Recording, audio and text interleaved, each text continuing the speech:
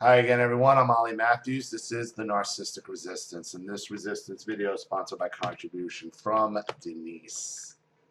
And this is an audio clip of her. I sent this to my narc ex-parents about a half hour ago, knowing those hypocrites would be rolling on home right now from church. I realized that constitutes breaking no contact, but I just felt like slamming and possibly scaring one of them before they take their big dirt nap, as they're both in their 80s. Thanks for being the guy who leads the Narcissistic Resistance of Kekistan. Thank you. Much respect. Denise. I'm going to try something a little different this time. Hopefully this works. Narcomatic, I'd like to address the "but they're your family" comments that the narc apologists and people who just don't understand narcs and narcs, flying monkeys, golden children, etc. like to say. But they're your family. They're the only family you've got. They gave life to you. You owe them. They're your parents. How can you fire them? They're the only parents you have. But that's your mother. That's your father. You only have one mother. You only have one father. They're all you've got. Family's everything. Forgive and forget. To which I call a great big heaping, steaming plate and bowl and dump truckload full of bullshit, bullshit. And here's why. They don't need to be given extra credence and leeway because they're our family. They deserve to be fired more than any other person because they're our family. Because they copulated. Yeah. Probably drunk, I might add. And they got pregnant. And they took parenting very lightly. They decided to have children. Oh, they decide. They make a decision to have a child. And in doing so, they enter an unspoken contract, a law of nature that states you, parents or parent, are therefore responsible for this living being that you invited into this world. It's your duty and it's your responsibility to care for this person, to nurture this person. You, the parent, owe to your child that he or she is doing better than your previous generation. That's your responsibility. That is the unspoken responsibility that you enter into when you enter this agreement to bring a child into this world. That's your duty. You've got to do that. You're supposed to do that. That's your duty. You owe it. To provide food and shelter and safety for this person. To teach this person and guide this person, protect this person. You, the parent, owe your child love, honor, and respect for the privilege of this new life that you've been blessed with. And ensure that this person who represents the future generations is doing better than the previous generation. Yours. You sacrifice, oh yes, with great joy, because it's an honor and a privilege to have to view it as an investment for the betterment of the future generation, or on a larger, more important scale, for the betterment of mankind, to guarantee and see to it that there is greater ease and success in the family tree. That's your duty. You owe that. And you know that. You know that's what you're supposed to do.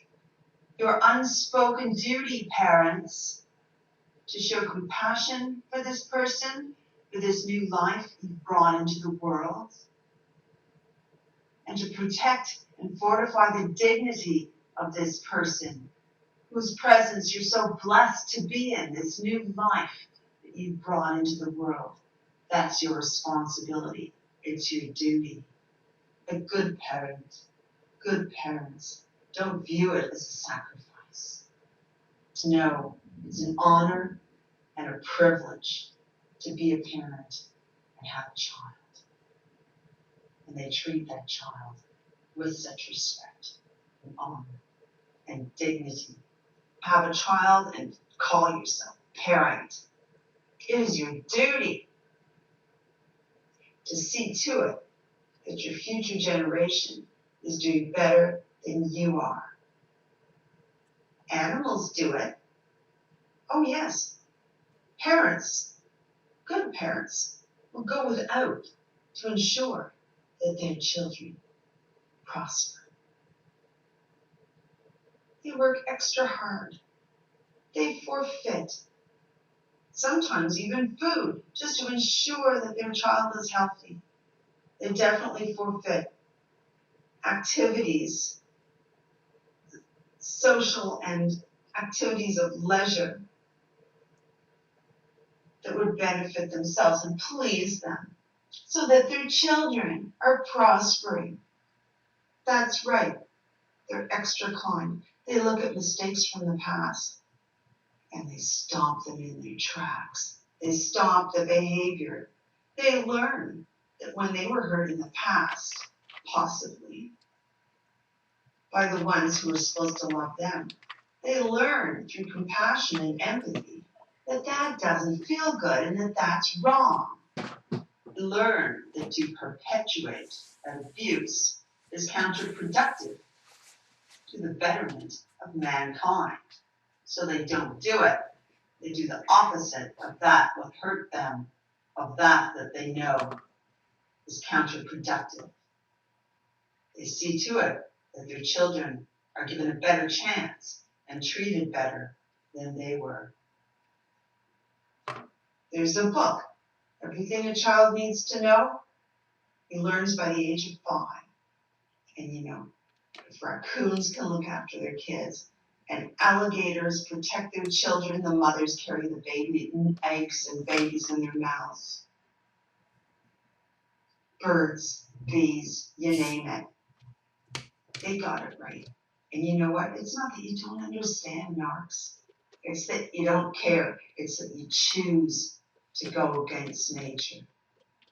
So now you're not just answerable to us, the targets of your narcissistic abuse. Oh no. And the law won't help. That's right. You just ride the laurels of that statute of limitations. But guess what? There's bigger laws. There's the laws of nature. And there's the laws of whoever's running the ship. Is there God? Is there? Maybe. And your reasons to have children are skewed, going against nature. You don't have children for the right reasons. You have children to appease another partner, so you keep your lover. You have children to get attention, garner attention, unwarranted attention for yourself.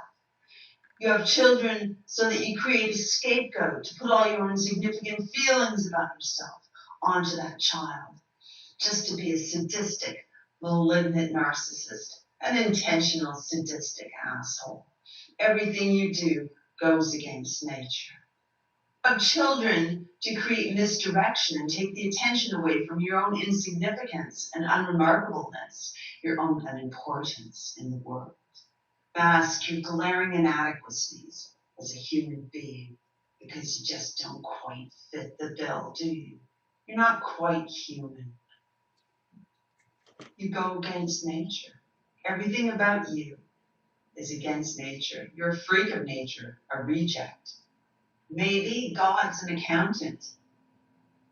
Maybe he's keeping tabs and tallies and observing the choices you make.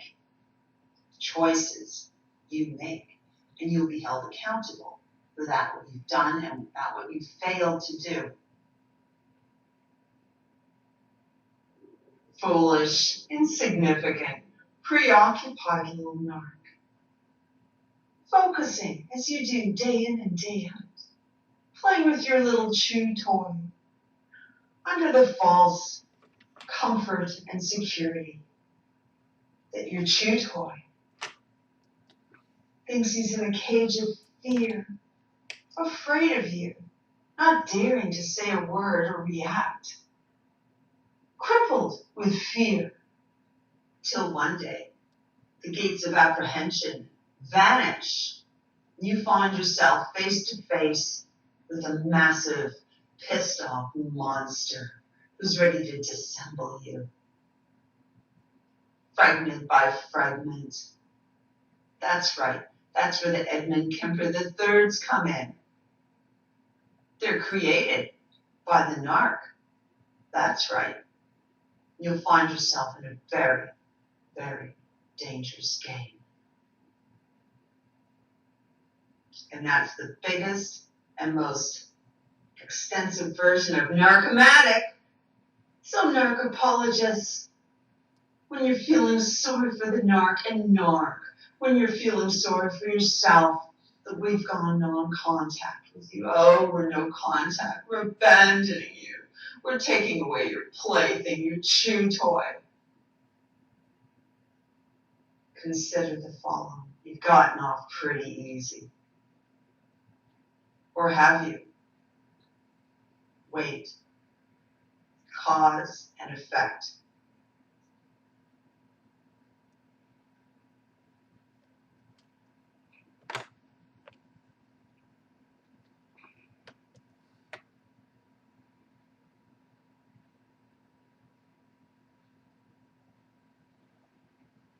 Well, hope that all came out accurately and you guys were able to make that out. It's pretty much everything, said everything that needs to be said. Doesn't really need much of my commentary on that one. Look, the narcissist, they are going to get theirs at the end. You know, they are. Narcissism is basically a fight against nature. It's not natural. If it was natural, we wouldn't be on channels like this trying to sort all this shit out.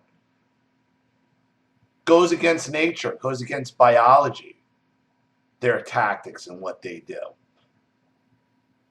It's why, they're so religious, It's why they're so religious. It's why they make themselves out to be God, because then if they're God, they can never be judged. Only they can judge. There's no, God. Well, if there happens to be a God that you have to go face when you die, they're going to have a lot of explaining to do. But I think a lot of them are banking on, I think a lot of these religious narcissists don't actually believe in religion. They believe in the tenets of it. They believe in the tactics of it. But at the end of the day, they believe they're God. And they're actually banking on what I think is, they're actually banking on that there is no God. And that they're going to be God. See, I believe, what I think, the more I think about it, the more I look at it, I really believe these religious narcs are atheists who use religion as a means of control, replacing the deity with themselves in their own person. They could be God of their own life. Well, what better way to do that? What better tools than through religion? So I'm actually beginning to think that religious narcissists are actually atheists in disguise who've replaced God, because they're banking on that there is no God. Because if people like Denise's parents and other religious narcs actually think there's an actual God, how could they? How could they believe that there's a real God and then act the way they do, knowing that they're going to have to answer for all of this? They don't believe in God. They believe they're God. They're actually atheists using religion as a scam. So, thank you again, Denise, for all your support, and thank you for the video. I hope it was able to play well doing it that way. Thank you to everybody watching. Please leave any opinions or advice in the comment section below. And again, if you want your story read on the channel, you have a topic you'd like me to cover, a narcissist you'd like to expose, you'd like to set up a Skype chat, phone call, have a private video made, or a Facebook chat, or you'd like to sponsor a video for someone else who can't afford one, or just contribute to the channel to watch it grow, you know what to do with the PayPal and email links in the description box. And if you're still unclear, wait for my instructional video link to pop up at the end of this video. Please like and share this video wherever you can. Subscribe to my channel if you haven't, and be sure to click the subscription bell to be notified of all my video uploads. This is Ollie Matthews. This has been the Narcissistic Resistance. Take care, everyone.